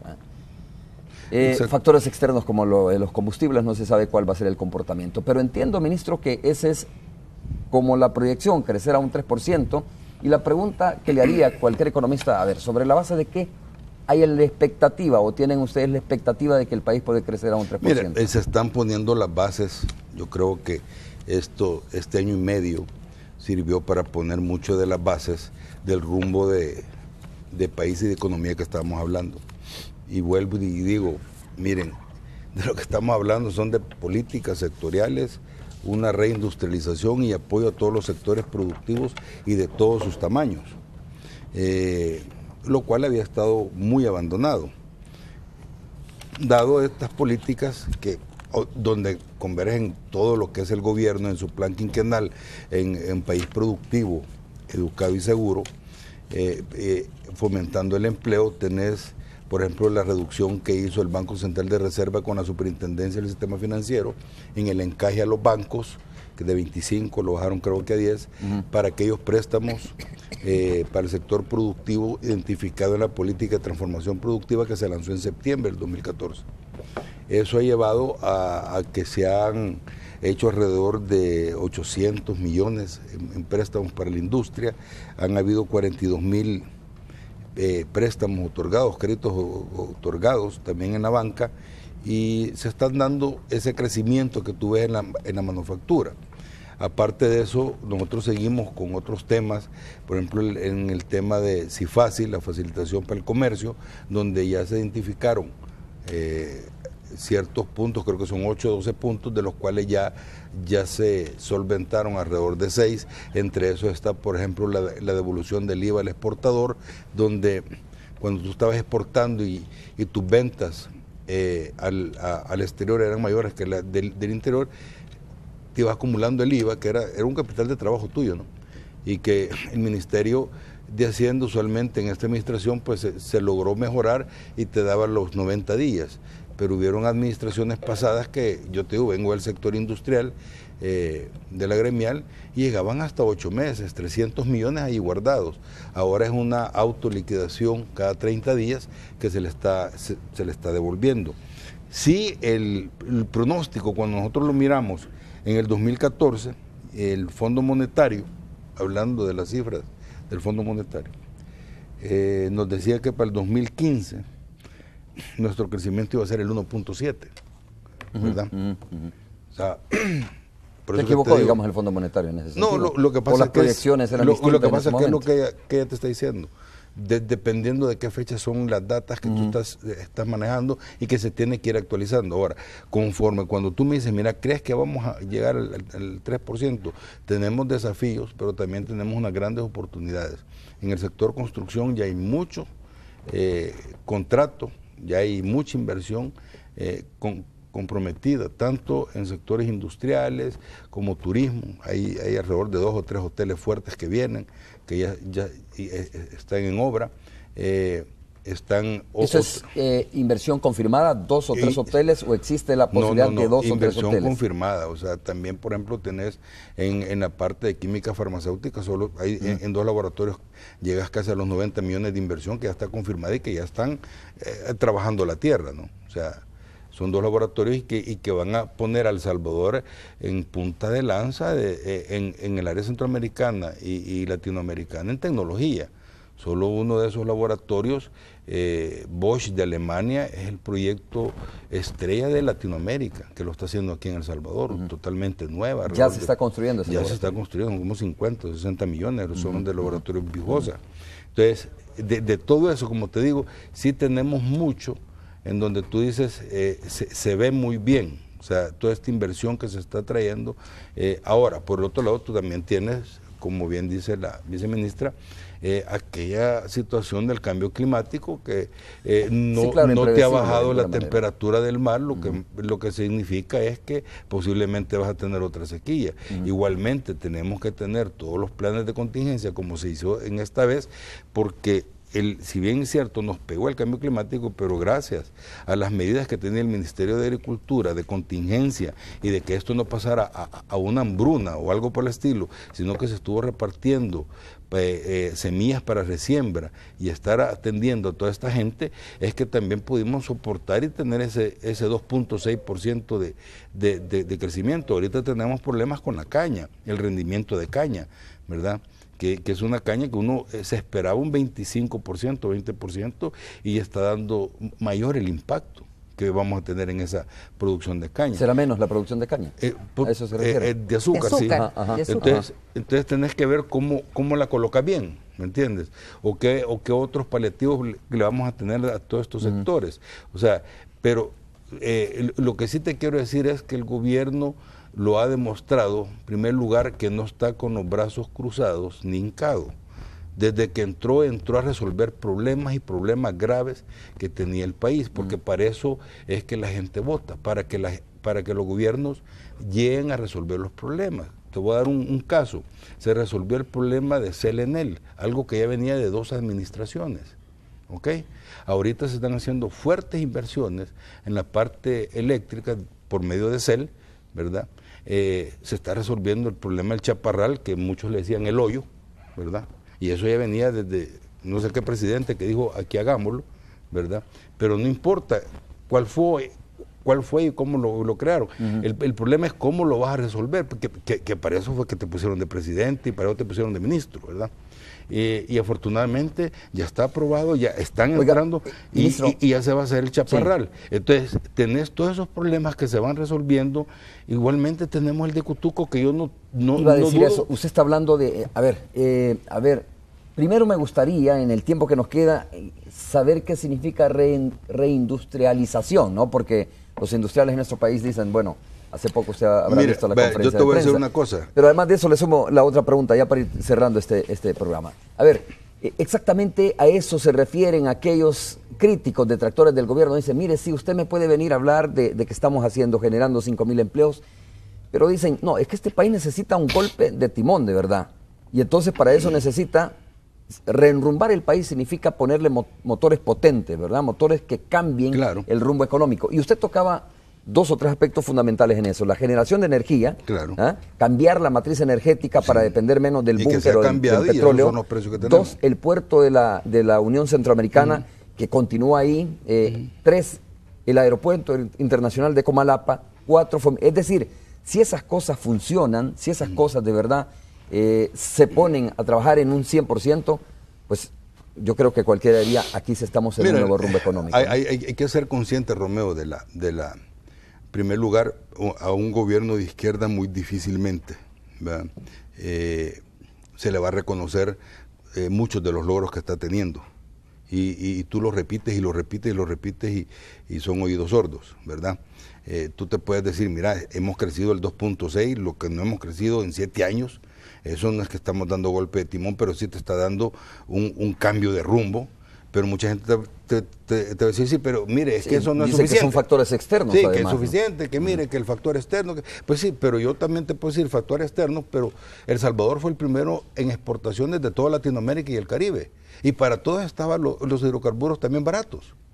Entonces, ¿por qué aquí sí tuvo un buen efecto? ¿Qué políticas estaban dando? Y cuando yo te digo de la reindustrialización es porque nosotros habíamos pasado por un periodo de desindustrialización, de cierre de empresas. Y esa fue la migración que tuvimos para Estados Unidos, ¿no? Que con la cosa del libre mercado, la globalización, la autodegravación y un montón de errores que se cometieron, ¿verdad?, se empezaron a cerrar empresas. Ahora estamos, como te digo, con este apoyo a las políticas sectoriales, a los sectores productivos, plástico, químico farmacéutico, textil y confección y todos los demás, que el aeronáutico con Aeroman, que se hicieron negociaciones y están, ya invirtieron 60 millones, llevan con otros 50, son 110 millones lo proyectado, y ya nos está ubicando entre los primeros 10 aeromantenimientos del mundo. O sea, ya estamos en una punta de lanza ahí. Hay razones entonces, bueno, por cierto, hablando de buenas noticias, porque esa es una buena noticia, nos llamó mucho la atención que El Salvador fue colocado en el ranking entre los 7 países, ¿no?, para hacer turismo en el próximo año, en una recomendación que no sé si turismo, para mí turismo ya hubiese dado una conferencia de prensa y decirle, señores, mire, no es tan difícil como se ve, pero ahí apareció una revista internacional o una casa de investigación muy prestigiosa internacional, ubicaba a El Salvador en el lugar número 7 para hacer turismo el próximo año, o este año digo, ¿no? Habrá que buscar ese dato. Pero bueno, hay razones entonces para estar optimistas, viceministra, ya para cerrar el programa. Sí, mire, yo creo, Romeo, que hay que ver varias cosas, ¿verdad? Además, hay que seguir trabajando en todo el tema de clima de negocios. No solo somos buenos en turismo, somos la posición 46 de 189 países en comercio transfronterizo, es decir, somos el número 1 en esa área en Centroamérica, somos el número 1 en todo el derecho, el respeto de los derechos de propiedad intelectual. Vamos a continuar trabajando en nuevas industrias, la creación de nuevas industrias. Hay una apuesta de un plan maestro para desarrollar las industrias creativas, que es un empleo, sobre todo una industria que dé empleo a la juventud salvadoreña. Vamos a continuar trabajando en crear un sistema de innovación que apoya a los sectores estratégicos. Un cambio de timón es básicamente crear innovación en toda la industria actual y en la que pueda surgir, para lo cual necesitamos de centros de innovación. El país no tiene un solo centro de innovación en ninguno de los sectores estratégicos, y esto es parte de los planes que tenemos para este año y para los próximos. Hay que continuar trabajando en el fortalecimiento de las capacidades de la mano de obra. Nosotros vamos a ya iniciar un estudio que nos va a permitir identificar cuáles son las demandas laborales en los sectores estratégicos para orientar no solo a las universidades, sino también a los institutos tecnológicos y a los centros de formación profesional para que direccionen más. Nosotros siempre decimos, somos el país cuya mitad de las exportaciones es el sector textil y confección, y no existe una sola ingeniería textil, por lo cual tenemos que focalizar esfuerzos en el mejoramiento de las capacidades de nuestra mano de obra. Vamos a continuar trabajando también en la apertura de mercados. Tenemos 12 oficinas comerciales alrededor del mundo, en Estados Unidos, Suramérica, Centroamérica, Europa y Asia, que nos van a permitir estar y continuar trabajando en lograr mayor inversión, atraer inversión extranjera de estos países. Necesitamos también incrementar nuestras exportaciones en esos mercados. Vamos a continuar fortaleciendo los tratados comerciales que ya tenemos para poder lograr un mayor aprovechamiento, y de esta manera, con todas estas políticas, además de las políticas de fomento interno, quiero decirle que uno de los objetivos que tenemos nosotros dentro del ministerio es desarrollar una política de sustitución de importaciones a partir del conocimiento de cuáles son los criterios que toma la población para preferir un producto extranjero y no uno nacional. Cuando tenemos una política, como muy bien señalaba el ministro, de reindustrializar la industria nacional, también tenemos que verla en nuestro mercado interno. Hoy por hoy las importaciones duplican nuestras exportaciones, y por lo tanto tenemos un enorme mercado de más de 5.000 millones de dólares que hoy se está yendo a través del déficit de la balanza comercial a productos fuera que podrían muy bien orientarse a la producción nacional. Eso es parte de lo que vamos a trabajar este año, y en ese sentido sentido, pues realmente nosotros estamos optimistas que con la política sectorial que este gobierno está llevando a cabo, vamos a lograr mejores niveles de crecimiento, pero sobre todo mejores condiciones de vida para la población salvadoreña. Terminamos. Se llama Lonely Planet, se llama esta, la estaba buscando mientras usted estaba hablando sobre este tema, viceministra. Dice, una de las mayores editoras de guías de viajes del mundo dio a conocer su recomendación anual de los 10 mejores lugares para visitar durante el año 2016. Y la mayor sorpresa, dice, es El Salvador destaca en la lista de estos 10 países. Esa es una buena noticia. Turismo tiene que dar una conferencia de prensa. Claro, sí. Señores, muchas gracias, ministro, por haber estado con nosotros. Viceministro también, ti, muchas gracias. Un gusto. Esos son los datos que no hay que dejarlos escapar y Qué hablar. bueno que los menciona. Bueno. Muchas gracias. Vamos a una pausa comercial, regresamos.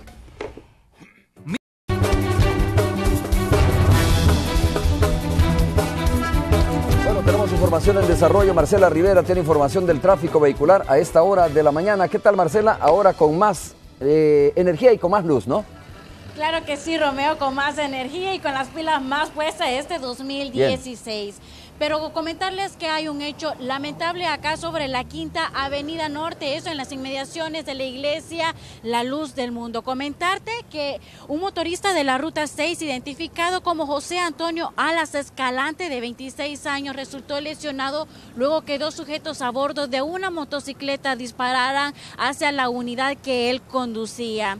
Cabe destacar que era el primer viaje que realizaba Alas, por lo que no iban pasajeros a bordo de la unidad.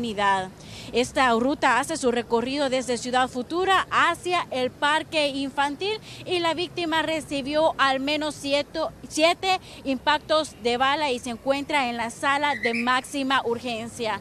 Resaltar además que ese es el segundo ataque que se da hacia el sector transporte en lo que va del 2016. Es información en desarrollo. Yo les estaré ampliando más adelante. Me mantendré acá en este lugar para ampliar más esto, ¿no?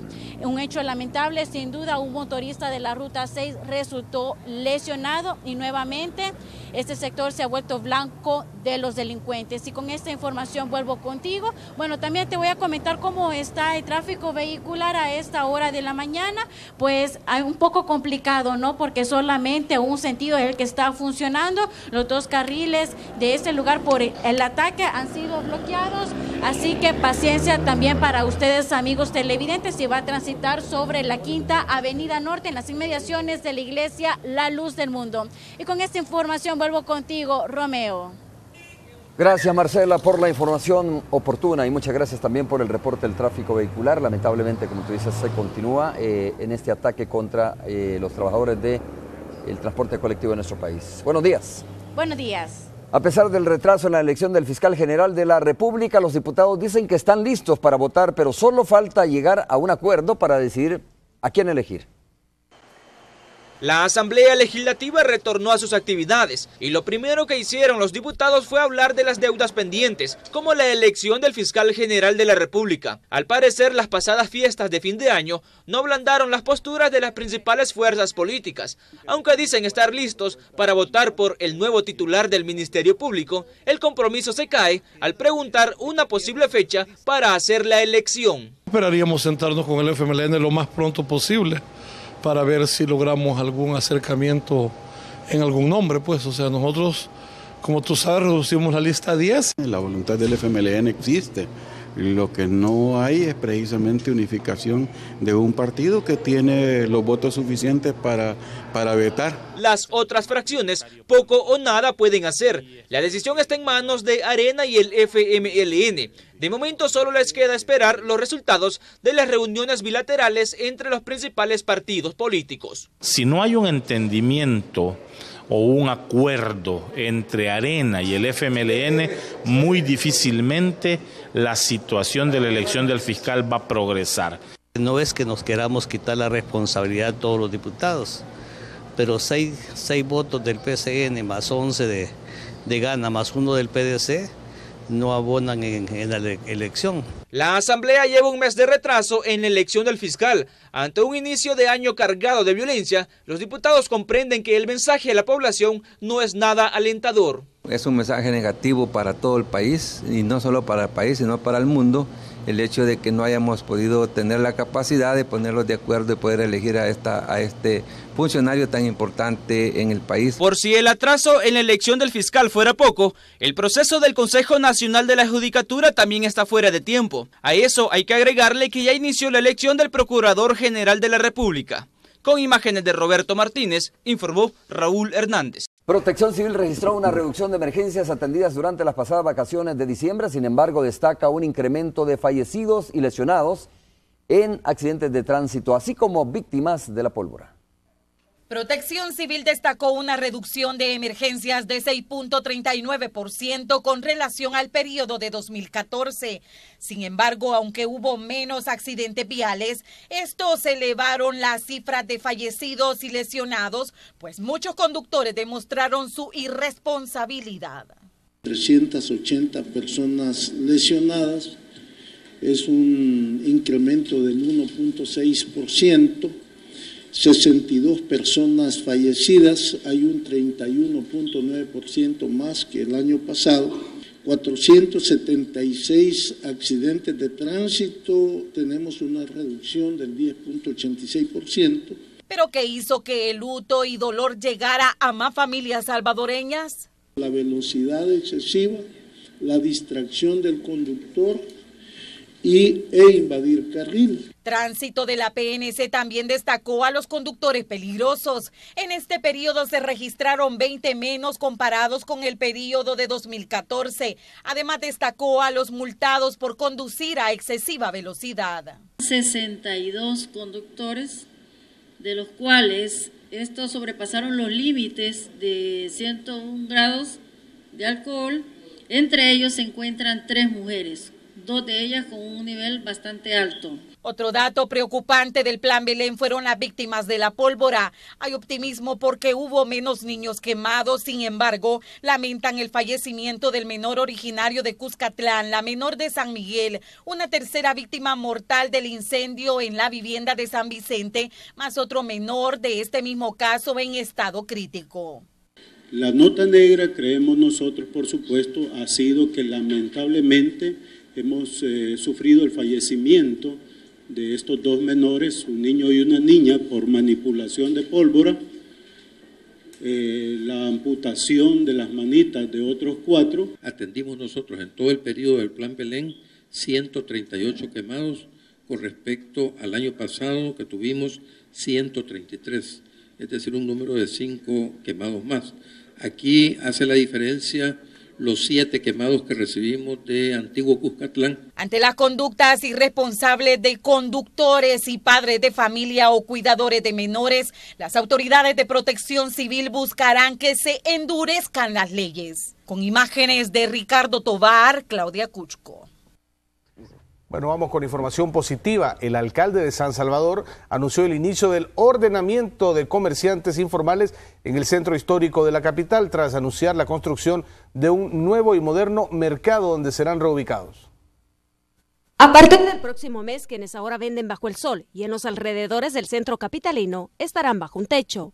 El alcalde de San Salvador anunció la apertura de un nuevo mercado que albergará a más de 700 comerciantes. Tiene elevadores, gradas eléctricas, tiene parqueos, cámaras de seguridad, estéticamente súper moderno. Tiene un food court en el 4º piso con vista a todo San Salvador. Queremos empezar con la zona de la Catedral, zona de Palacio Nacional, de la Biblioteca Nacional, del Teatro Nacional. Hace énfasis en que el proyecto, el cual se oficializará la otra semana, es parte del plan de reordenamiento y no un desalojo. Con los vendedores yo mismo fui con ellos, les enseñé el lugar, tomaron fotos, videos, ellos han estado hablando con ellos. Es un proceso, todavía no está terminado al 100%, pero es un proceso que está en marcha, que empezó hace varios meses. Sin dar ubicación exacta del lugar donde estará ubicado el nuevo mercado, dijo que es una infraestructura que ya está construida, pero que la comuna la compró. Los detalles los dio a conocer durante la supervisión de los trabajos de intervención en la avenida Isidro Menéndez de la Colonia Médica, que forma parte del programa San Salvador Sin Baches. Para mí son buenísimas, la ciudadanía las necesita, más en esta colonia, ¿verdad? Las necesita mucho, ya que aquí no se había tomado en cuenta esta zona. Según las autoridades municipales, en 22 días se ha recuperado más de 29,000 metros cuadrados de calle en al menos 90 zonas de la capital. Con imágenes de Israel Cortés, informó Azucena Sandoval. Miles de ciudadanos regresaron a sus labores en diferentes instituciones públicas y privadas, muchos motivados por el objetivo del crecimiento personal y familiar. Veamos cómo recibieron este día muchos salvadoreños. Haciendo cola en un banco, echando a andar su negocio, caminando hasta sus lugares de trabajo o tomando las unidades de transporte colectivo, los salvadoreños salieron a las calles este 4 de enero para retomar sus labores diarias, ganarse el pan de cada día, motivados por su crecimiento personal y familiar en este arranque laboral del año 2016. ¿Qué espero? Pues seguir adelante, luchando día a día. Eso es lo único que le pido a Dios, que me dé fuerza para luchar. Bastante ardua la tarea. Pues sí, pero recuerde que todo en la vida, pues luchamos para salir adelante. Así nos toca, pero gracias a Dios tenemos donde trabajar y tenemos salud. Eso es lo importante. Esmeralda González es una de estas personas, una mujer de 32 años que desde las 4:30 de la mañana parte de su casa para vender pupusas, un negocio que ayuda a sustentar su hogar, donde junto a su esposo han criado 4 hijos. Mejorar un poco, ¿no? Ayudarle a las familias, salir adelante. Eso es lo que esperamos este año. Pues usted sabe que todos luchamos por un sueño, ¿no? Y mi sueño es pues que mi negocio crezca más. Eso es mi sueño, salir adelante. Así como Esmeralda, millones de salvadoreños iniciaron la semana con optimismo para luchar, superarse y cumplir sus expectativas. Pues la idea es salir adelante y que el comercio logre mantenerse por lo menos un poco para poder sacar nuestros gastos. Por ejemplo, en el caso mío, madre soltera, tengo un hijo. De esto depende lo que es la alimentación, todo lo que es respecto a mi hijo. Que la delincuencia sea parada ya y poner un poco de nuestra parte todos los que decimos ser salvadoreños, ¿verdad? ¿Cómo inician los salvadoreños el año 2016, sobre todo en su caso personal? Bueno, usted ve, nuestro pueblo es así, trabajador, emprendedor, y desde las 4 o 5 de la mañana andamos ya en la calle buscando el pan de cada día. Orar, acercarnos más a Dios, ¿verdad? Para que tanto el gobierno funcione, la asamblea, que todos seamos uno, como dice la Biblia. Quizás mi mayor anhelo sería eso, encontrar un poco más de paz en el país. El pueblo salvadoreño recibe este año 2016 con sus metas trazadas, pero pidiendo además que se solucionen problemas de gran envergadura para nuestro país, como la violencia. Con imágenes de Enrique López informó para Noticias 11, Néstor Hernández.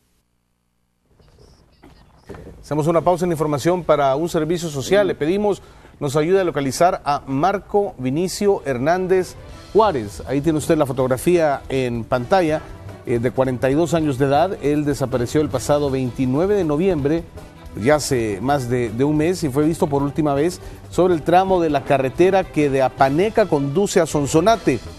Marco padece de epilepsia y el día de su desaparición vestía una calzoneta anaranjada y un suéter color azul. Si usted tiene información sobre su paradero, puede comunicarse a los números telefónicos que aparecen en pantalla, al 2433-0701 y al 7270-9626. Ayúdenos a encontrar, a localizar a Marco Vinicio Hernández.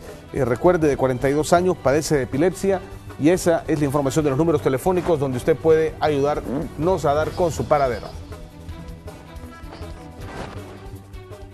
La Fundación Salvadoreña para la Tercera Edad anunció una serie de actividades que se estarán desarrollando a partir de mañana como parte de los eventos para la celebración del mes dedicado a los adultos mayores. Empezamos esa misa ese día en Don Rúa, donde vamos a tener pastorela y vamos a tener coros y entidades del gobierno y personas que nos acompañan importantes en la misa. Y así hay una misa en Santana, otra en Aguachapán, otra en Sonsonate, y se van repitiendo las mismas actividades.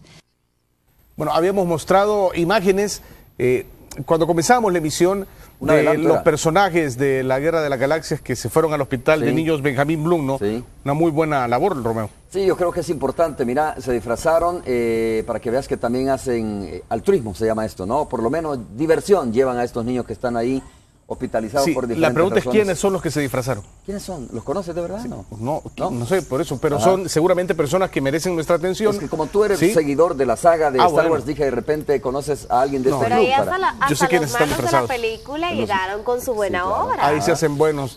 Aunque en el fondo Anakin Skywalker, que es Darth Vader, es bueno en el fondo. Pero bueno, lo importante aquí es la labor que se hizo por todos estos chicos que de verdad necesitan medicina, necesitan salud, lo sabemos, pero necesitan una sonrisa también, lo vemos. Veamos el material a continuación. Pacientes del Hospital San Rafael recibieron una visita fuera de lo común. Personajes de la Guerra de las Galaxias. Ellos se desplazaron por los pasillos.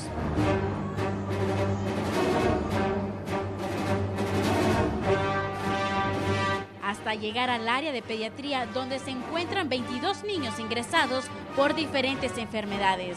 Su objetivo, animarlos.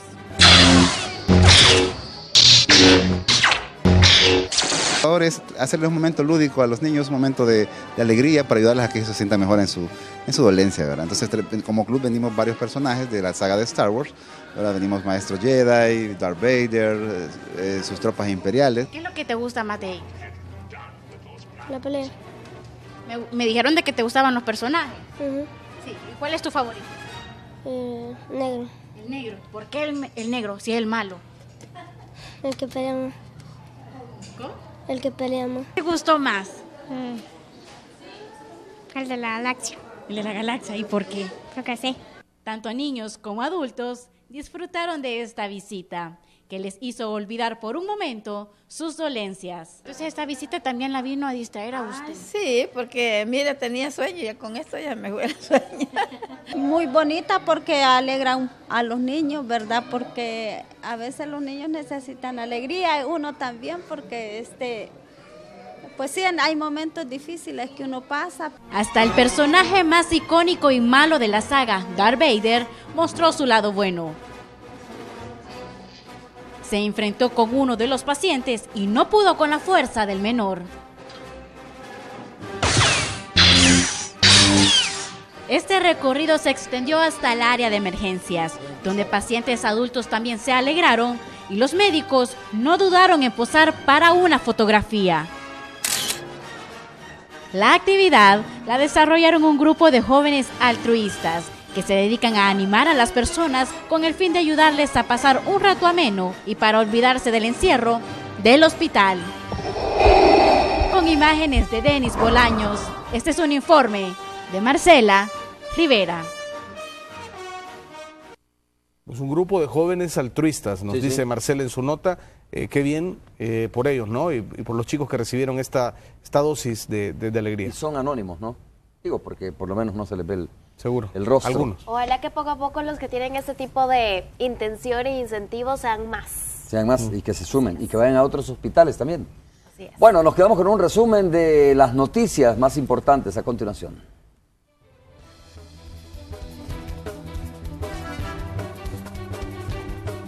Anoche, 2 hermanos, hijos de un policía, fueron atacados con armas de fuego por sujetos desconocidos en la colonia Suyapa. Las víctimas fueron trasladadas a un hospital. En el cantón Joya de Serén, un pandillero murió tras un intercambio de disparos con policías. Mientras en Soyapango fueron atacadas por presuntos pandilleros unas mujeres que estaban en una pupusería de Prados de Venecia. Una de ellas resultó herida. Autoridades de seguridad pública reconocen el incremento de homicidios en los primeros días del año y lamentan los atentados contra policías y familiares. Casos de doble homicidio se registraron ayer en municipios de San Salvador. Diputados de distintas fracciones legislativas condenaron las capturas y deportaciones de inmigrantes ilegales en Estados Unidos. Recibieron el año nuevo sin sus empleos. Extrabajadores de la alcaldía de Santa Tecla demandaron su reinstalación. En iguales condiciones están algunos trabajadores despedidos de la Autoridad de Aviación Civil. A pesar del retraso, los diputados dicen estar listos para votar en la elección del nuevo fiscal general. El problema es que no se han puesto de acuerdo por quién. El alcalde de San Salvador revela que construirá un moderno mercado en el centro histórico de la capital para reubicar a comerciantes informales. En el Hospital San Rafael, personajes de la Guerra de las Galaxias combatieron por unos momentos el lado oscuro, tras compartir con los pacientes minutos de alegría.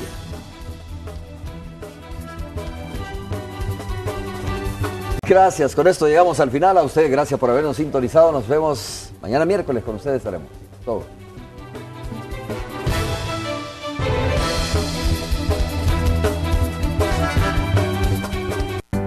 Los padres de familia son responsables de lo que sus hijos ven. El siguiente programa